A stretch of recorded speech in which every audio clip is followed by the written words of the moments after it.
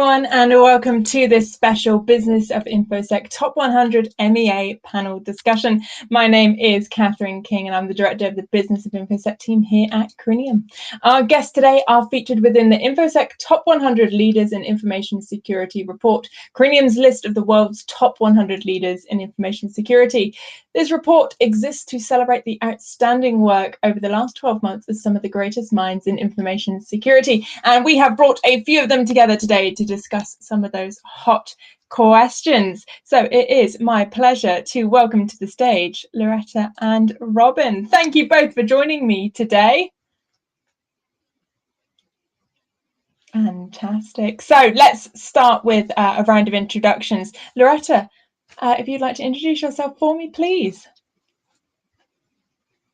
Kudumba. I am the head of IT governance, risk and compliance at Barlow World Equipment. I have got a background in auditing, but ended up in corporate within the IT department, very different environment. But for my sins, one of the things I had to look after is security governance, which has been a thrilling experience, to say the least. But yeah, in a nutshell, that's me. Thank you so much for joining us. Robin, lovely to see your smiling face. If you'd like to introduce yourself, please. Thank you, Catherine. My Robin Barnwell. I am the head of Security Bank Group, which is a financial services that provides. I've got about 16 years of experience in security, all manners of security, from security operations, risk architecture, and right now my passion is and rolling security strategy across. Amazing. Well, thank you so much for joining me today. Now, I've got the live stream up next to me, and I'm excited to see all the questions that our audience will have for us today. Of course, get your thoughts and questions into the comment section, and I will happily ask them to our wonderful panel today. But I do have a few questions that I would like to put to you as well to get us going before the audience send in all of their questions. So the first thing I'd like us to talk about is this huge transformation we all went over due to COVID, was that move to remote working. Now, I know that many of us are back in the office or in this hybrid situation, but what I'd love to know is, let's go back in time a little bit. How did you adapt your strategy to safely manage the move to remote working? And then we'll touch on where we are at the moment in a little while. So, Robin, back to you. What did you have to do to adapt those strategies to move to remote working? Yeah, I think there was a major shift that happened with lockdown, specifically when so many countries went into lockdown for COVID. We had to shift from what was our traditional legacy security models, where you had a consistent security profile for all of you on your corporate network, and all of us, your corporate network got extended into the homes of thousands, through home routers and access, and you now started to worry about the security of those homes where you had shared environments, shared networks, kids and spouses were all of a sudden sharing network environment. So it really came up to creating some sort of segregation between your corporate data, even the corporate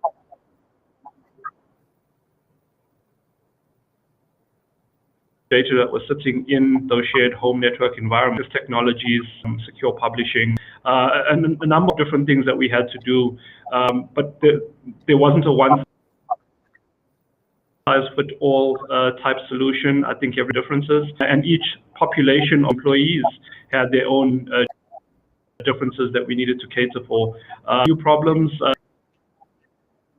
a lot of new risks that emerged, but we were luckily able to overcome a lot and get about 70% of our staff working from home.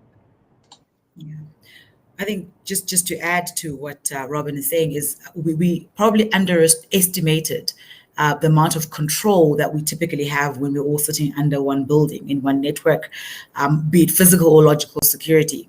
So I think having to change your strategy in terms of exactly what Robin has said, extending your network to beyond areas where you don't have control over, right to physically, I'm sitting next to my son doing his homework, we're potentially even sharing a device if we had to, because things just got a little bit hectic for a lot of people. So I think in that situation, it became a little bit challenging. So awareness became important. It's always been important, but at that point, you now had to literally find a way of making sure that your users are a little bit more vigilant in terms of where they're connecting, how they're connecting, how they access. So where typically you can walk into a building and you access the building, log in, and you've got access to everything, you now need to worry about segregation of duties a little bit more, because we don't know who's accessing what from where.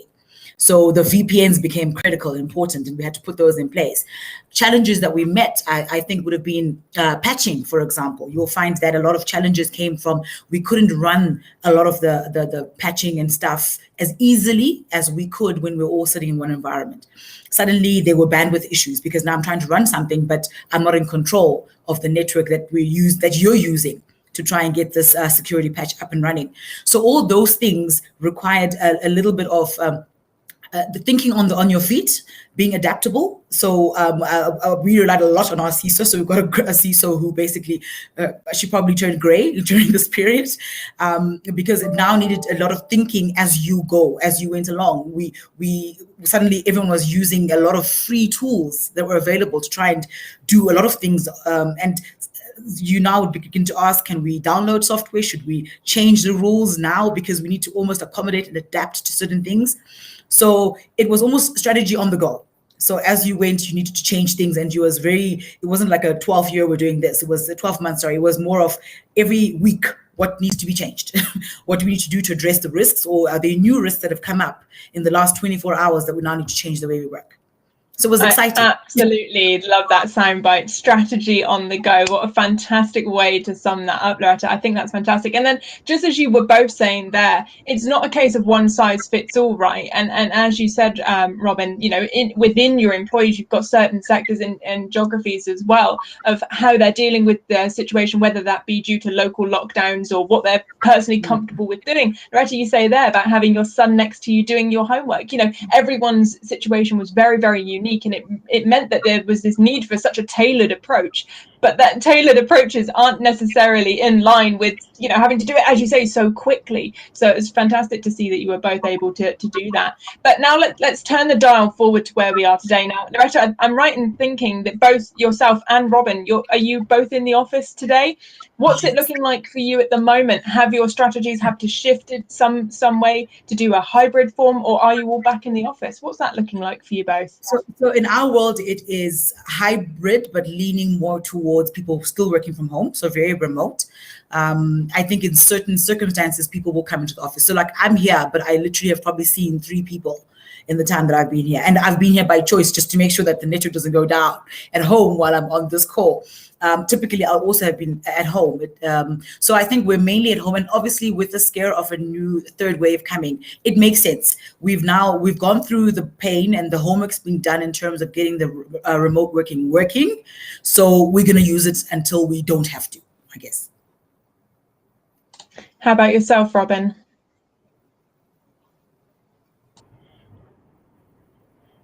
Well, I'm in the office. I think we're also most of our staff working from home are only really critical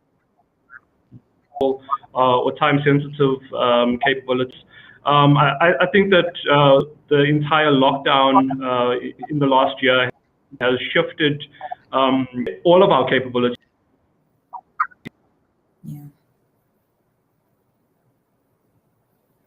Detaching ourselves from the corporate network. So we're actually now moving much more towards cloud-based, internet-aware type security models. This could be the long-term situation where remote working becomes the way of the future. And it's part of our new strategy to really just continue in this vein and allow people to have flexible working hours, flexible working locations.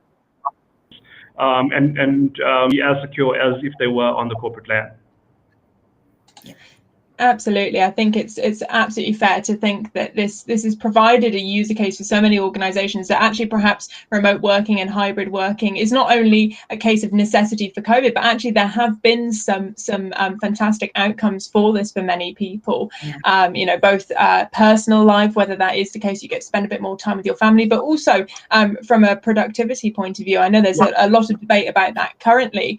But I think what we're seeing, especially in the information security sector, is actually there's a lot of successes. I think prior to the pandemic, we would have all been like, oh, we're not going to be doing this. This is far too challenging. But what the pandemic forced us to do is realize actually it's quite possible to do these things successfully. Loretta, would you agree with that? Totally. So I think we were thrown in the fire, like literally just thrown into the deep end. You need to, tomorrow you need to wake up and everybody must be able to carry on working from home with all the bells and whistles of security and productivity and everything as we've always had them. So we had to swim. You sink or you swim, basically. So I think there were some moments where water was gulped in the process, where you almost thought you're about to drown. But I think a lot has been achieved, and not even just from a security point of view, even like I'm saying, efficiencies. Somebody said to me the other day that, do you realize that everyone knows how to use Teams, which we've had in the environment for a bit, and we just couldn't get people to use it properly. But now suddenly, because that's the only way you can collaborate and work, everyone can use it. So I think there have been some really huge wins that we probably wouldn't have embedded some of the technology and ways of working that we now have had to do quite quickly because we had to. We wouldn't be able to achieve that if we had not had this situation. So it's been, there's a bit of silver lining around it. Absolutely. And that's certainly not to take away from the seriousness of COVID by any means. But I think in terms of organizations, you have to latch on to those silver linings and run with them amongst all the challenges we've all experienced as well. So now we've covered kind of the remote working aspect and the strategy shift. But as you sit here today, what are the biggest challenges that you're currently facing in your organization that you're looking forward to in the next, say, 12 months or so? What are going to be the big challenges that you're looking to break down? Loretta, I'll come back to you for that. Okay, so I think the one thing that we want to make sure we get right and sorted is your identity access management and your privilege access management.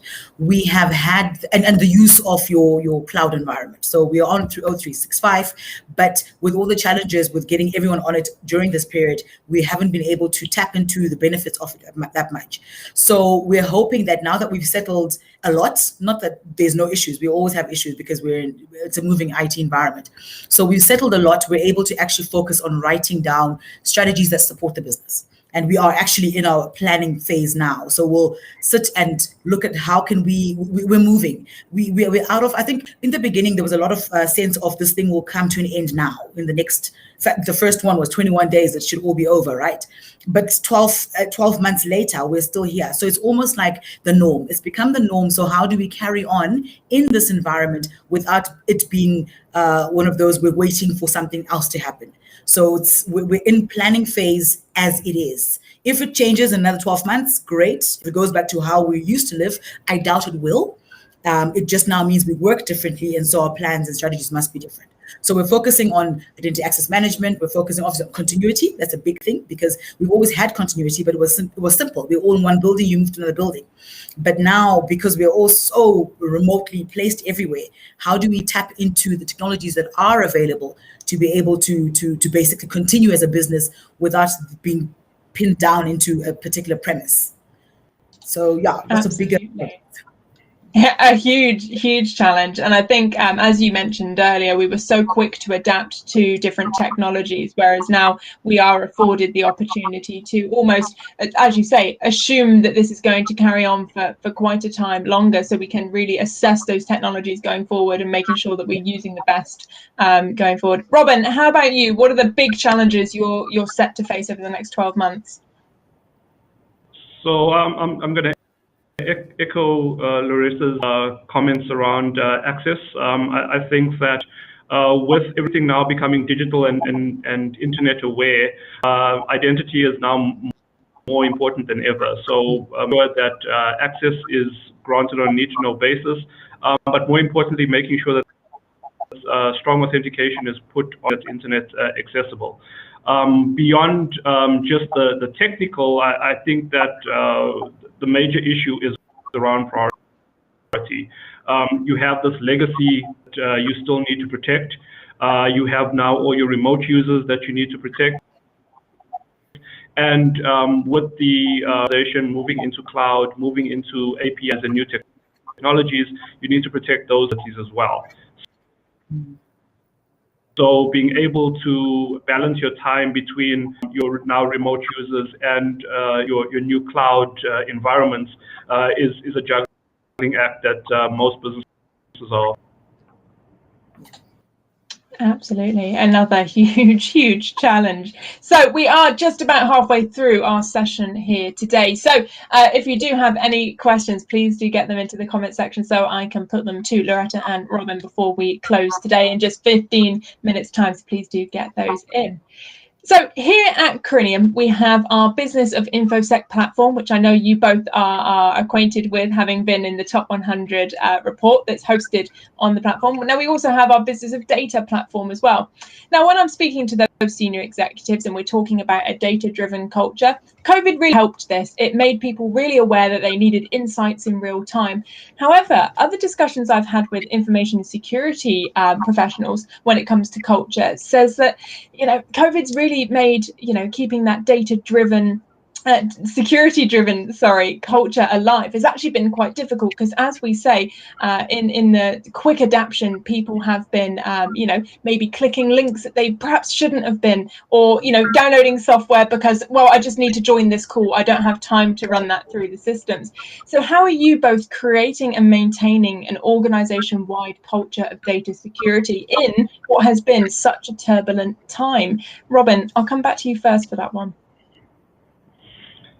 Yeah, luckily this wasn't too much of an issue for us. I think we were quite adamant about creating a security culture for quite a long time, and we were 5 years down the journey of really embedding a security culture into the organization. By the time employees had to go home, there was already this understanding of the threats that were out there, awareness around phishing.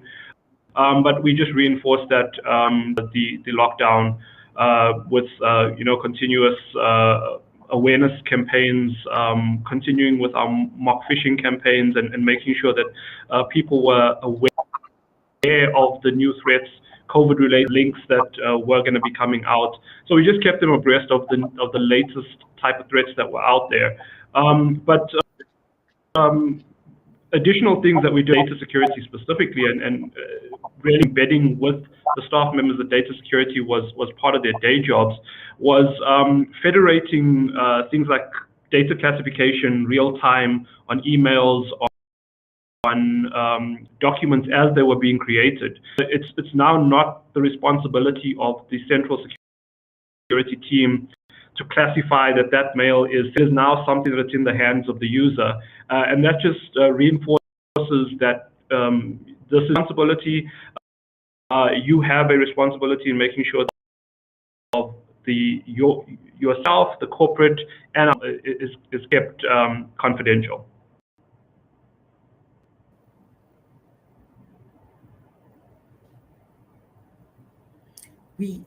I'm struggling to hear Catherine.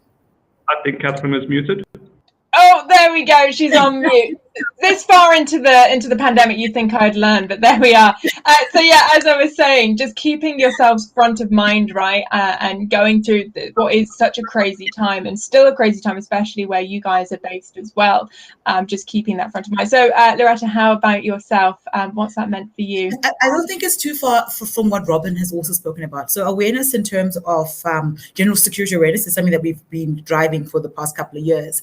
And so this is something that we just, you end up focusing on what it is they should worry about, because a lot of, hackers jumped onto this whole COVID thing, and it scared a lot of people. So people would believe pretty much anything that was sent to them about it.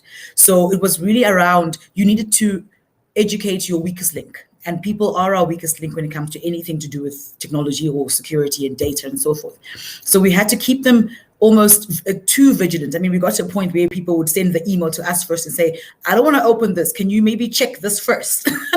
before, and I'd rather do that. I'd rather open it in a safe environment than for you to open it, because in most cases, it would be a problem for us. So we haven't had any major issues, touch wood, during this period. Not that we haven't had any threats. There have been lots of threats, lots of attempts, but nothing has brought down our environment, which has been fantastic. But when it comes to data, I think Robin's right. So even with our mail, from an exchange point of view, classification, it's really up to the users. We can put as much tooling as we want. But as long as the users don't have an appreciation or an understanding of why this data is deemed to be confidential or private or shouldn't go certain places, it's pointless, because they're going to override a lot of those controls in as much as possible. One of the things that, and I'm probably going off topic slightly here, but it talks to data, and it's something that I think we need to really think about in the security world, is a lot of us are now using not just your normal mobile, laptops for communication. We're using our cell phones. And I realized that because of that, you got access to a lot of data on your cell phone, which can easily be transferred without going through the network at all. So in as much as I can track what's being moved, big files and so forth, using your Mimecast environment, I can't do it the moment it's going out via WhatsApp. And those are the kind of realities we're dealing with. How do we now control an environment that we don't have access to in the same comfortable way we have access to our exchange environment, for example? So I think that's a challenge. I've got no answer for that. It's more probably just throwing it in there, but just to say, look, that's a reality that we don't, I don't have a solution for that. I don't think it's there yet, but it's something we do need to consider, that people have got other ways of getting information out, which we don't yet have a handle on how to protect it. Absolutely, absolutely, and I love the idea that everyone's sending you emails to double check. I think that's the ideal, right? But also just having that culture in all of our organisations, where if you think you've clicked something you shouldn't have done, or perhaps you've sent something you shouldn't have done, it's just about going to the department and saying, look, can you help me out? And not being a department of being told off, but actually it's a place of, okay, well, let me help you through this situation, which I think so many organisations are working towards. So we've got just over 5 minutes left, and there was one question I wanted to make sure we definitely covered today, which is, whenever we have major events, whether that be financial crashes or anything like that, and for this particular case, obviously it's COVID, being able to display business value is absolutely crucial as budgets get tightened. And I know it's something that the information security sector do have as a challenge, because if you guys are working your hardest, the idea is that you wouldn't know, right? Because you don't want to be talking about what has happened, because it shouldn't have happened for it to be working. So how are you displaying business value in order to really maintain that buy-in and budget? Robin, I'll come to you first for that. I think part of the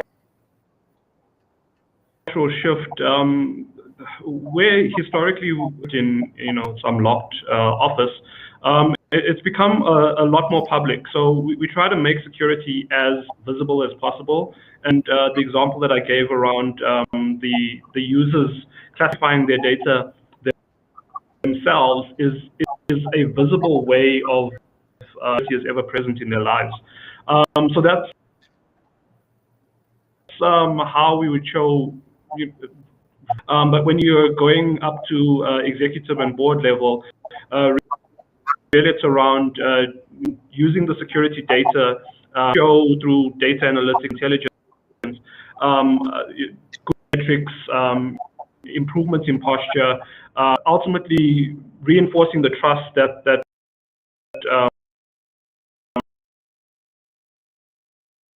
security is trying to build, and showing that the invest security function habits, whether that be lower numbers of security incidents, whether it be lower impact of incidents. It's really around continually talking back to the leaders on what value we are provided, and even talking about where we need to do, where we've had impacting incidents, what are the specific things that we now need to fix, but it's information around value obtained from investment that has been provided. Absolutely. Now, I think we're experiencing a purple technical blips here, so I do apologise. I went right at the end of the stream and the technical gremlins couldn't stay away. But Loretta, going straight on to you, how are you displaying that business value? I think, to be honest, it is very difficult to show that value because traditionally, if you're spending money in IT, it's a cost, right? You're just spending money, and it's always hard, especially because as IT people, we struggle to make it a business conversation. So the best way to do it, and what I found was important, is it has worked, is having a conversation about business, not about the tools on security or what we need to put in place to implement something in security. It's more on being able to show them the risk. What is the risk that you're trying to control? What is the risk that we're exposed to that will impact what in business? Because we need to start having business conversations, not security conversations. Because when you move away from the security technical bit, they listen to you. People are very scared, especially at your senior levels of IT. It doesn't make sense to most people. But when you now talk about how this particular risk is exposing this particular part of the business, it's a very different conversation, because now I understand it's going to impact something that I'm doing operationally. My customers are impacted. I'm not making money. I'm losing money. Whatever it is, you're able to actually bring it down to what in the business is impacted. I think another thing as well, Catherine, that has helped us is other people's mistakes. So when something's happened somewhere else, it has, and they've been impacted. It's almost pointing to say, look what happened to so-and-so. Did you see this? And the thing is, because of what we're going through, it's become closer to home. It's not something happening far away from where we live. It is in companies that we are interacting with daily in our own environment. So I guess I'm finding that you're getting more questions from the executives about, are we okay? Are we at risk? Which means that there's now a sense of, okay, let's talk about this. But when you do talk, don't talk tools, don't talk money, talk risk and what the business impact's going to be. Then you will find you get a better conversation and you'll get more out of it. Absolutely love that. And Robin's nodding away there as well. I think that's so true. And as you say, just having those really strong user cases of such a comparable situation as well, just really brings home that challenge and puts it to bed for the organisation as well. Just like that, unfortunately, we are out of time today. But thank you both so much for joining me today. You're most welcome. Thank you very much. So if you would like to see who else featured within our list and read the interesting interviews that are within the report, please do click the link within the description up above. Now, we will be running these panels every Wednesday, and we do have our last one next Wednesday, which will be another North American Top 100 panel. We do hope we will see you again then. But for now, thank you very much. Stay safe, stay well, and we'll see you next time. Bye.